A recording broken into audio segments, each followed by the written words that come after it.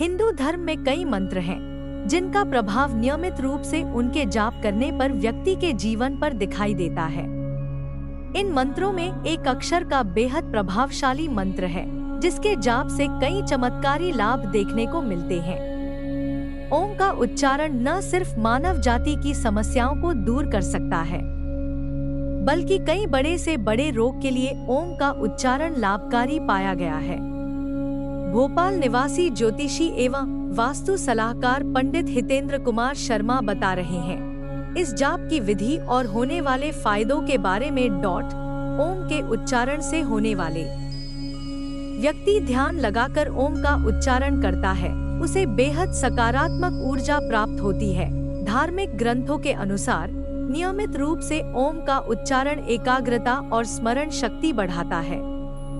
ओम के उच्चारण से घर में फैली नकारात्मक ऊर्जा सकारात्मक ऊर्जा में परिवर्तित होने लगती है, जिससे घर का माहौल सकारात्मक और खुशनुमा हो जाता है।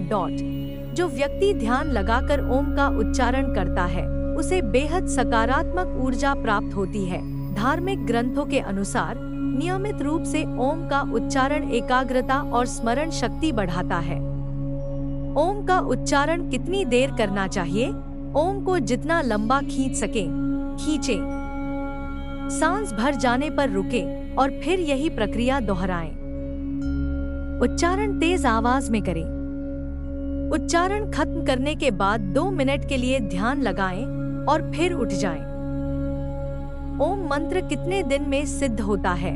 यदि 27 दिन तक लगातार नमः शिवाय मंत्र की एक माला प्रतिदिन जाप किया जाए तो एक तीर्थ दर्शन तथा एक ज्योतिर्लिंग के दर्शन का फल प्राप्त होता है।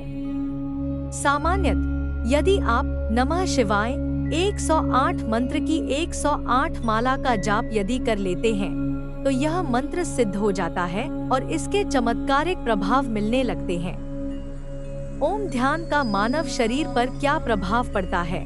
नियमित रूप से ओम या एओएम का ध्यान करने से मन शांत होता है और शरीर का रक्तचाप कम होता है और स्वस्थ लयबद्ध दिल की धड़कन को बनाए रखने में मदद मिलती है। ओम या ओम का जाप करने से शरीर, मन और आभा में तनाव और कोई भी नकारात्मक ऊर्जा दूर हो जाती है। ओम के जप करने से मनुष्य को क्या मिलता है? जाप के फायदे। माना जाता है कि नियमित रूप से का जाप करने से एकाग्रता और स्मरण शक्ति में वृद्धि होती है। नियमित तौर पर का उच्चारण व जाप करने से तनाव और अनिद्रा जैसी समस्याओं से भी मुक्ति प्राप्त की जा सकती है। जब का उच्चारण करते हैं तो पूरे शरीर में कंपन सा होता है, जिससे आपके पूरे शरीर को लाभ पहुंचता है।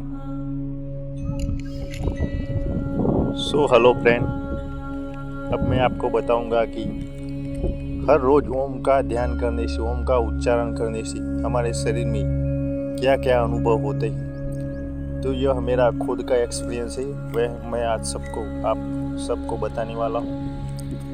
ओम के उच्चारण से मानो ऐसा अनुभव होता है कि हमारा शरीर धीरे धीरे शांत पड़ता है, हमारी इंद्रियां मन सहित शांत पड़ती है। धीरे धीरे नकारात्मक विचार हटते जाते हैं और हमारा मन सब विचारों से हटकर केवल ओम के ध्यान में लीन होता है। जैसे जैसे हम उसमें गहन होते जाते हैं, वैसे वैसे हम अलग अनुभव करते जाते हैं। हमको सिर्फ एक ही मंत्र गूंजता हुआ दिखाई देने को मिलता है, वह है ओम।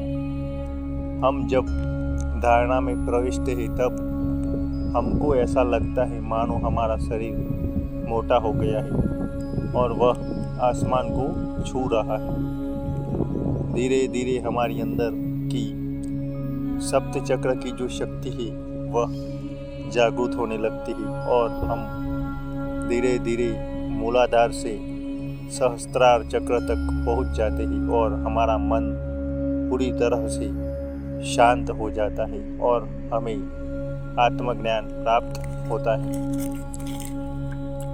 जिस व्यक्ति का जैसा मन है उसको वैसा ही अनुभव देखने को मिलेगा।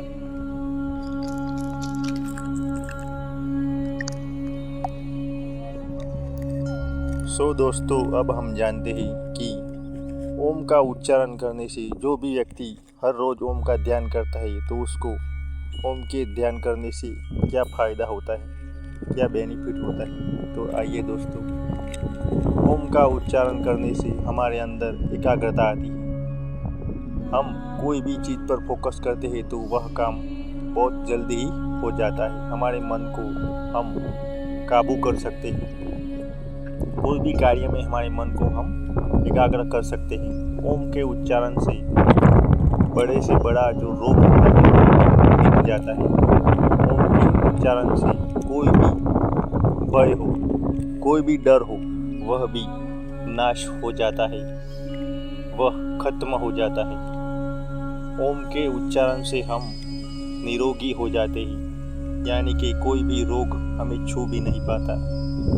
ओम के उच्चारण से हमारी जो 76 लाख नाड़ियाँ है वह साफ हो जाती है और उसके साफ हो जाने पर हमें अपने सप्त चक्र जागृत होने का आभास होता है। धीरे धीरे हम ब्रह्म ज्ञान की ओर बढ़ते हैं। आदमी की उम्र भी बढ़ जाती है, यानी कि आदि व्याधि उपाधि का नाश होते ही आदमी की जो उम्र है उसमें भी बढ़ती आती है। ओम के उच्चारण से आदमी आत्मशक्ति, किसी भी आदमी की आत्मशक्ति भी बढ़ जाती है और वह कोई भी काम आसानी से कर लेता है। वह कभी थकता नहीं, यानी कि किसी भी काम में उसको किसी भी प्रकार की थकान नहीं लगती। वह कभी भी हिम्मत नहीं हारता और ओम के उच्चारण से वह सिद्धि प्राप्त कर लेता है, क्योंकि ओम का जो मंत्र है वह सिद्ध हो जाता है। फिर वह ब्रह्मज्ञानी हो जाता है, यानी कि सहस्त्रार चक्र तक पहुंचने के बाद वह ब्रह्म ज्ञान प्राप्त कर लेता है। वह दिव्य ज्ञानी भी बन जाता है।